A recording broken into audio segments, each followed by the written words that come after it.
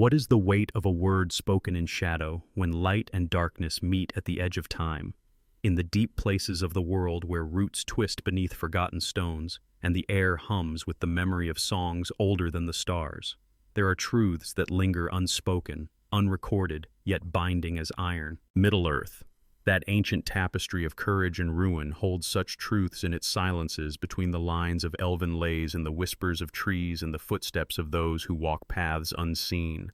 And of all its mysteries, none is stranger, none more veiled than the tale of Tom Bombadil and the Witch King of Angmar, a meeting not of swords but of words sealed in a pact that held the shadow still. Begin with the forest, for it is older than the tales of men, the old forest. A name too small for its vastness stretches like a dream caught in green. Its boughs do not sway to the winds of the world. They answer to a rhythm deeper, a pulse that began when the first light touched Arda. Here time is not a river, but a pool, still and endless, reflecting faces long forgotten. And at its heart walks Tom Bombadil, eldest and fatherless, his boots muddy, his voice a song that weaves the world anew. Who is he?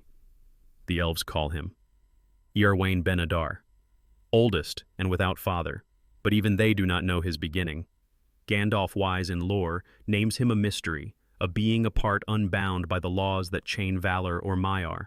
To the hobbits he is a savior, a merry fellow who dances through danger, but to the shadow, to the Nazgul who ride in terror and silence, he is something else, a name unspoken, a boundary uncrossed. What does it mean to stand beyond fear? Not because one is ignorant, but because one has seen its making. Tom Bombadil does not fear the One Ring. In the quiet house by the Withywindle, when Frodo, burdened by its weight, offers the ring to him, Tom laughs. He slips it on, and the world does not darken. He sees Frodo cloaked in its false invisibility, and his eyes twinkle, as if the ring's power is a jest, a child's toy. This is no small thing. The ring forged in the fires of Orodruin is Sauron's will made manifest, a chain to bind all life. Yet Tom is untouched, not because he is mighty in the way of wizards or kings, but because he is whole, rooted a song that cannot be unsung. To understand this is to glimpse the secret at the heart of our tale. Tom Bombadil knows the ring, not as a trinket, but as a fragment of a greater story, one he has watched unfold since the world was young. Long before the ring, before Sauron crowned himself Lord of Gifts, before Celebrimbor's hammers rang in Eregion, there were other powers in Middle-earth, older forms of binding and dominion. The Silmarils' jewels of Feanor held light that burned the unworthy. The oaths of men and elves shaped fates, chaining generations to sorrow.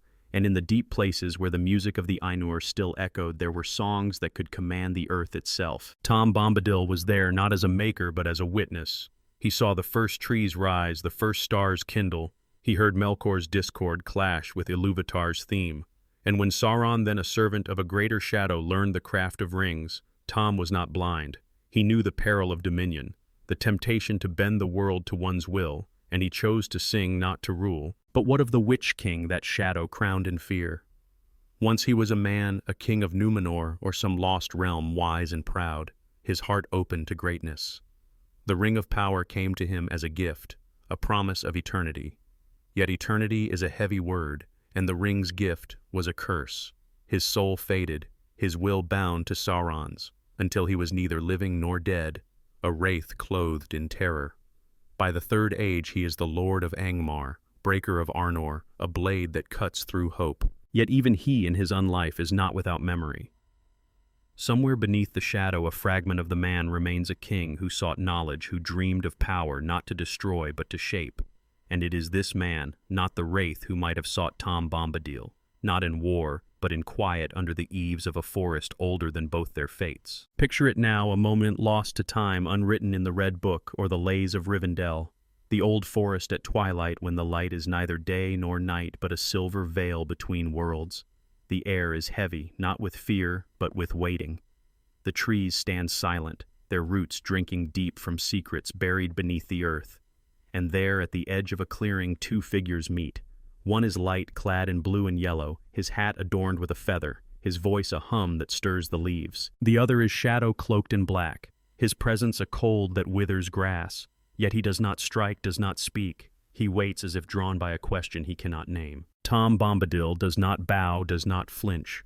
His eyes bright as river stones meet the hollow gaze of the Witch King, and in that gaze there is no battle, no clash of steel or fire. There is recognition, for Tom sees what others cannot. The man beneath the wraith, the soul that still remembers the sun, and the Witch King, for all his terror, sees in Tom something he has forgotten, a life unbound, a joy that fears no shadow.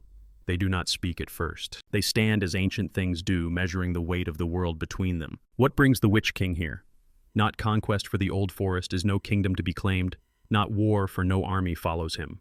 Perhaps it is knowledge, the same hunger that led him to Sauron's side long ago. The rings of power are new in the world, their craft a mystery even to the wise. Celebrimbor lies dead, Eregion in ruins, and Sauron's hand stretches across the lands. But the Witch King, bound to his ring, feels its limits. He knows its power, but not its essence. And Tom Bombadil, eldest of all, is said to know things no other remembers, things of light and shadow, of making and unmaking. Perhaps he seeks a truth, how to wield the ring fully, or how to be free of it. But Tom does not answer questions as men do. He sings. His voice rises soft at first like water over stones. Old Tom Bombadil is a merry fellow. Bright blue his jacket is, and his boots are yellow. The words seem simple, childish, yet they carry weight. In Middle-earth words are not mere sound. They are power. The music of the Ainur shaped the world.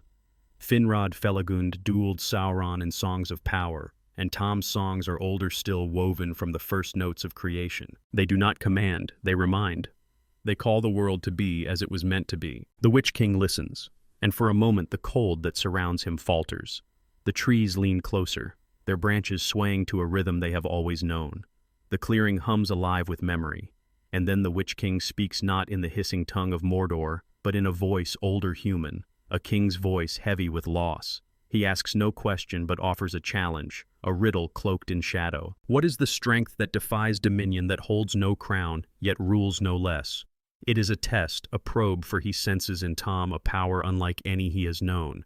Not the might of armies, but the stillness of roots that break stone. Tom's laughter rings out clear as a bell. Hop along, my shadow lad, the world's not yours to bind. Strength is in the river's flow and stars that none can find. His answer is no answer yet. It cuts deeper than steel. It is a reminder. Power is not only in dominion, but in being. The Witch King, bound to his ring, has forgotten this. His strength is a chain, his immortality, a prison. Tom, free in his joy, is a mirror the Witch King cannot bear to face, yet he does not flee. He lingers as if caught in the song's rhythm, a moth drawn to a flame it cannot touch. What is a pact, if not a word that binds two souls to a single truth? In the tales of Middle-earth, oaths are not lightly sworn. The oath of Fëanor set the Noldor on a path of exile and blood. The oath of Eorl tied Rohan to Gondor through centuries of war, and in the old forest under the silver light of a world not yet broken. Tom Bombadil and the Witch King make no oath in the manner of men or elves. They weave something older, a truce born of necessity, sealed not in blood, but in silence. The terms are unspoken, yet clear as starlight. The old forest is Tom's domain, a sanctuary of light untarnished by shadow. The Barrow-downs with their ancient tombs and restless dead are his to guard. The Witch King, for all his power, will not cross this threshold. His armies will not march through the forest's eaves. His wraiths will not disturb the bones of forgotten kings. In return, Tom will not interfere in the wars of men, the rise of Angmar, or the shadows spread. He will sing, he will watch, but he will not raise his hand against the Nine. Why would the Witch King agree to such a truce? He is fear itself, a blade that cuts through kingdoms, yet even fear has its limits. In Tom he sees something he cannot conquer, not because Tom is stronger, but because Tom is other. The ring's power, Sauron's power, is built on control, on bending wills to a single purpose. But Tom is beyond control. He is his own master, as Gandalf said, a being who exists for himself, not for the world's wars. To challenge him is to risk a power older than Sauron, older than Morgoth, a power that does not fight but simply is, and the Witch King, for all his pride, knows this. But there is more. The Witch King. Though a wraith is not without cunning, he sees in Tom a guardian not only of the forest but of something deeper, relics perhaps of the First Age, or knowledge that could unmake the rings themselves. The Silmarils are lost, the trees of Valinor destroyed, but Middle-earth still holds fragments of that ancient light. The old forest with its timeless stillness might cradle such secrets. To violate this place is to risk waking something even Sauron could not bind. So the Witch King agrees, not out of fear, but out of caution. A king's calculation in a game of shadows. And Tom, why does he bind himself to this truce? Not for his own safety, for he needs none. Not for the world's, for he does not meddle in its fates. Perhaps it is for the forest itself, for the trees that sing to him, for the river daughter, Goldberry, who dances in his dreams. Or perhaps it is for the Witch King, for the man he once was. Tom sees what others cannot, the spark of life that lingers, however faint, in the wraith's hollow heart. To destroy him would be to end that spark forever. To let him pass, to let him choose his path, is to honor the music that gave him being. So Tom sings, and the pact is made a rhyme that holds the shadow still. Time turns, as it must, even in the old forest. The second age fades. Numenor drowns. The rings of power are lost and found. The third age dawns, and the Witch King rises as the Lord of Angmar, his shadow falling over the north.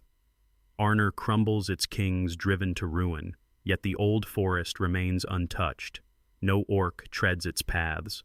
No wraith crosses its borders. The Nazgul ride close their breath cold on the Shire's edges, but they do not enter. The Barrow-downs haunted by wights sent from Angmar stir with unrest, yet even there the shadow hesitates.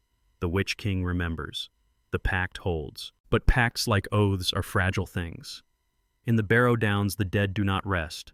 The tombs of Cardolan, once sacred, are defiled by spirits older than Angmar, woken by the Witch King's hand. Why does he disturb these places if not to test the truce? Perhaps he seeks the ancient magic buried there, relics of a time before the rings. Perhaps he hopes to draw Tom out to see if the Guardian still watches. And Tom is there, always there, his voice a song that banishes wights, his presence a light that holds the dark at bay. When Frodo and his companions fall to the Barrow-wight spell, it is Tom who saves them, not with force, but with a call. Come, friend Frodo, where be you a-wandering? His words are power, his song a shield. Yet he does not cleanse the Barrow-downs entirely. The wights remain, the curse lingers. Why? Perhaps because the evil is older than the Witch King, older even than Tom. The Barrow-downs are a wound in the world, a scar from the first age when Morgoth's shadow first fell. To unmake it would be to unmake something fundamental, something tied to the music itself. Or perhaps Tom waits, as he always has, for the moment when the pact will be tested, when the Witch King will cross the line he swore never to tread. What is temptation, if not the whisper that promises what cannot be? The Witch King, bound to Sauron, is no stranger to temptation. His ring was a gift, a lie that stole his soul. Yet in the old forest facing Tom Bombadil, he faces a different kind of temptation. Not power, but freedom. Tom is what the Witch King can never be whole, unbound alive. His laughter, his song, his muddy boots. They mock the wraith's existence, not with cruelty, but with truth. And in that moment, the man who was a king might have wondered, could I be free? Could I cast off the ring, the shadow, the fear? But freedom is a heavy word, heavier than eternity. To choose it is to face the void of one's own making. The Witch King cannot choose his will, is Sauron's, his soul. A shadow of a shadow. Yet the question lingers, a seed planted by Tom's song, a seed that will not grow, but will not die. And Tom, seeing this, does not pity. He understands. He has seen the world's making, its breaking, its mending. He knows that even shadows have their place in the music, that even the lost were once beloved. This is the heart of their pact, the truth that binds them. It is not a truce of equals, but of opposites, light and shadow, life and unlife, song and silence. Tom does not fight the Witch King because he does not need to. He wins by being, by singing, by refusing to play the game of dominion. And the Witch King, for all his terror, cannot unmake that victory. He can only turn away back to the wars of men, back to the shadow that claims him. Fast forward now to the fields of Pelennor, where the Witch King falls. Éowyn, shield maiden of Rohan, stands before him, her heart unafraid. No living man may hinder me. He boasts his voice a storm of fear.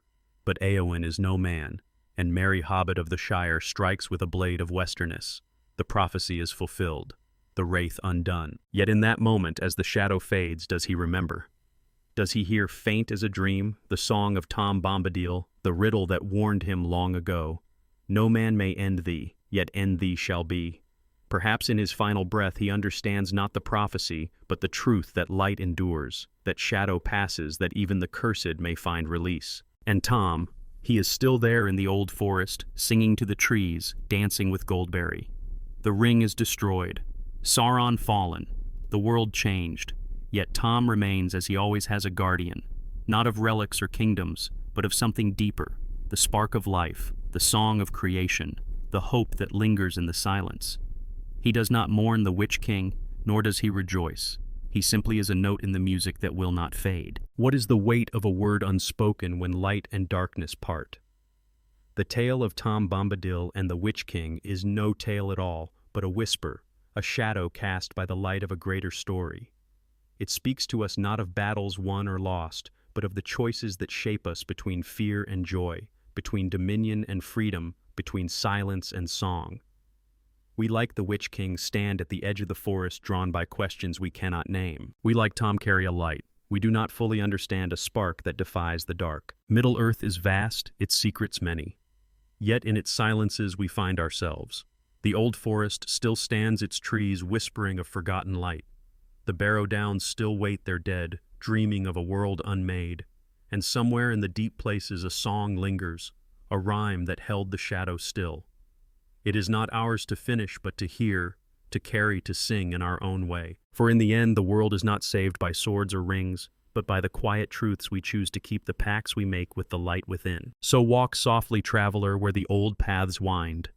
Listen for the song that calls you home, and if you hear faint on the wind, the voice of Tom Bombadil, do not fear. It is only the world remembering itself, singing of a time when light and shadow met, and the shadow did not prevail. The song fades, but it does not end. The forest breathes, the stars turn, and the story lingers, a thread in the tapestry of Arda, unwoven yet eternal. What is the weight of a word? It is the weight of the world, the weight of a soul, the weight of a moment when two paths cross and the light endures. Sing on, Tom Bombadil. Sing on.